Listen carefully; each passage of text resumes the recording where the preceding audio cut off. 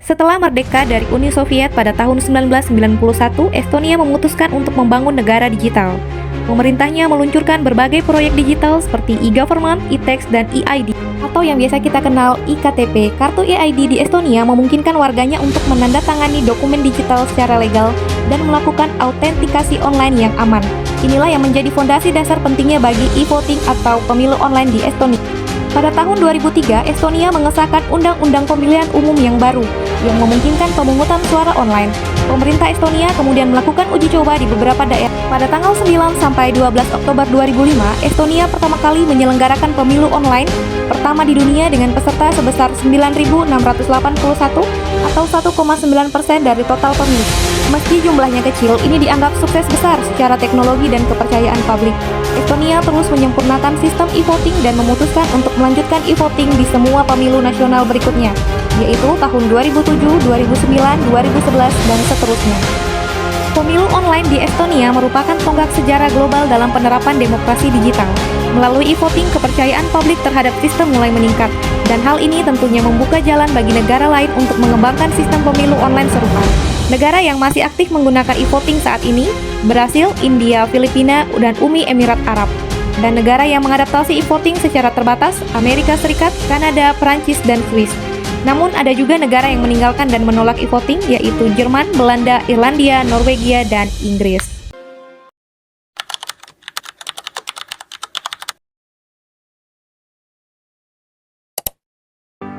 Why pemungutan suara online ini dibutuhkan dan dilakukan oleh Estonia? Menurut saya, yang pertama terkait efisiensi dan juga efektivitasnya.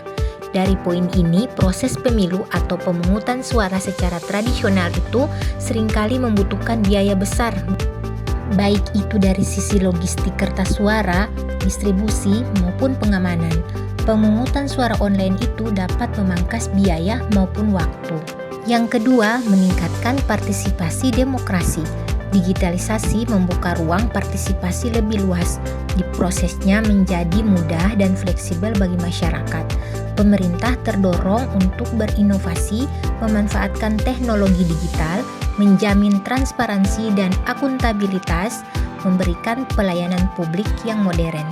Yang ketiga, respon terhadap kondisi krisis. Pemungutan suara online membuat proses lebih efisien dan berkelanjutan bahkan dalam keadaan kondisi yang darurat.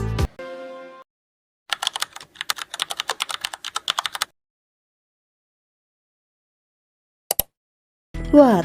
Apa itu pemungutan suara online dan apa yang ditawarkan? Pertama, dari definisinya. Pemungutan suara online adalah proses memberikan suara dalam pemilu atau voting melalui sistem digital dalam web atau aplikasi yang terhubung dalam jaringan internet dan didukung autentikasi yang aman.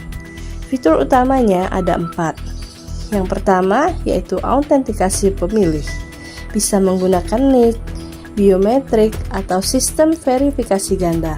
Yang kedua yaitu keamanan data dengan enkripsi end-to-end, blockchain, dan audit digital. Yang ketiga, transparansi, yaitu rekapitulasi suara dilakukan otomatis, cepat, dan bisa diawasi publik. Yang keempat, inklusivitas, desain antarmuka, ramah pengguna, dan akses bagi kelompok rentan juga ramah. Nilai tambahnya, lebih cepat dalam penghitungan suara, mengurangi potensi kecurangan logistik, dan data dapat terintegrasi dengan sistem kependudukan dan e-government.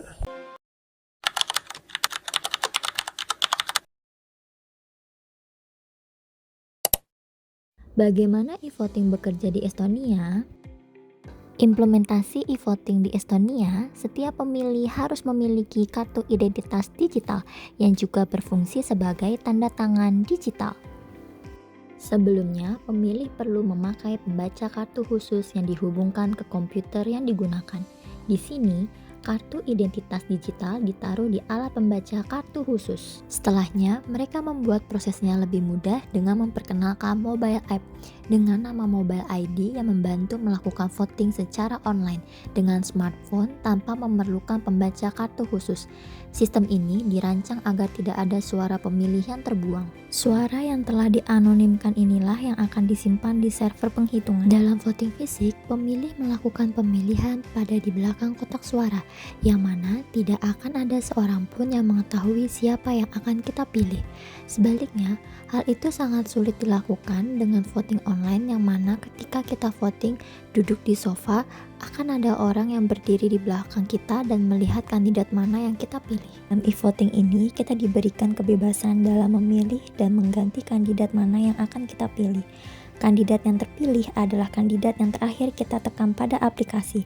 Hal ini mengantisipasi adanya gangguan dari orang lain yang menyebabkan kita memilih kandidat yang tidak kita inginkan. Jadi, kelebihan menggunakan voting online tentu saja memudahkan pemilih yang tidak bisa memilih untuk memilih, termasuk orang yang mengalami disabilitas secara fisik. Kelebihan lainnya yang membuat pemerintah Estonia menggunakannya yaitu voting online ini menghemat waktu setiap orang. Kemajuan terbesar dari e-voting secara teori yaitu meningkatkan jangkauan pemilih ke seluruh penjuru wilayah Estonia, terutama para generasi muda akan lebih aktif dalam berpolitik. Meskipun secara teori e-voting itu menyenangkan, namun sebagian besar dunia belum ikut serta dalam penggunaan e-voting karena alasan yang baik, meskipun masih ada beberapa kekhawatiran di luar sana. E-voting meremehkan tindakan pemungutan suara, dan mungkin saja dapat menggeser suara secara tidak adil ke arah suara kaum muda. Kekhawatiran terbesarnya tentu saja keamanan.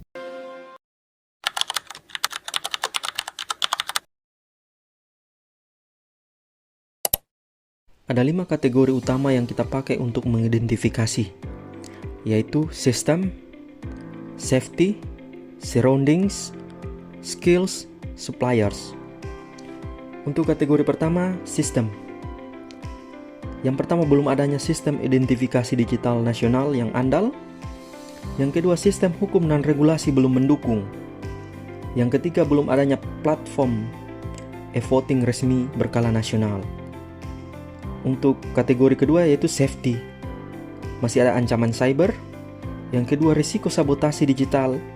Yang ketiga, kurangnya standar keamanan untuk pemilu. Kategori ketiga yaitu surroundings. Masih ada kesenjangan infrastruktur internet. Yang kedua, budaya digital belum merata di seluruh kalangan masyarakat. Yang ketiga, ketidakpercayaan masyarakat terhadap sistem elektronik. Untuk kategori keempat, skills. Masih rendahnya literasi digital masyarakat. Yang kedua, masih kurangnya SDM di bidang teknologi informasi di penyelenggara pemilu. Yang ketiga, kurangnya pelatihan teknis untuk mengelola sistem e-voting. Kategori kelima yaitu suppliers. Akurasi rekap suara perlu diuji validasi berkala. Yang kedua, belum adanya sistem evaluasi independen secara menyeluruh. Yang ketiga, indikator partisipasi pemilu online belum terukur.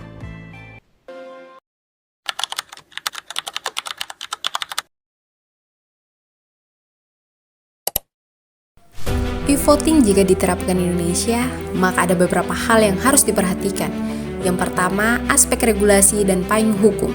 Indonesia perlu merevisi Undang-Undang Pemilu agar mengakomodasi secara jelas pemungutan suara berbasis digital, termasuk mengidentifikasi masalah dalam e-voting, ruang lingkup penggunaannya, serta tanggung jawab lembaga penyelenggaraan.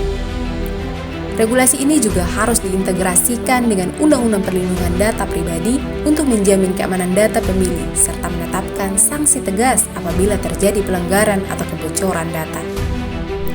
Untuk mewujudkan e-voting, ketersediaan jaringan internet harus merata hingga ke wilayah 3T, terdepan, terluar, dan tertinggal.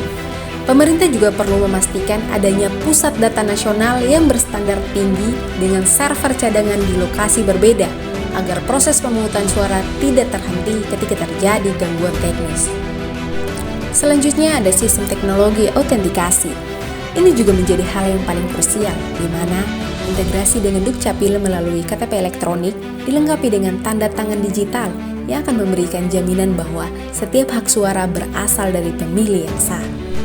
Selain itu, platform voting juga harus dibangun dengan teknologi enkripsi end-to-end dan dapat menggunakan mekanisme blockchain dan kriptografi, khususnya untuk menjamin transparansi sekaligus mencegah manipulasi. Pemerintah juga bisa melakukan sosialisasi dan edukasi publik berupa kampanye literasi digital terkait cara memilih secara online, kemudian bisa berupa pelatihan untuk petugas KPPS, KPU daerah, dan penyelenggara pemilu.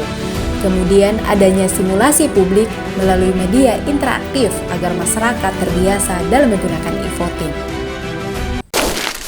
Saatnya sudah Anissa tadi. Terima kasih dan jumpa lagi.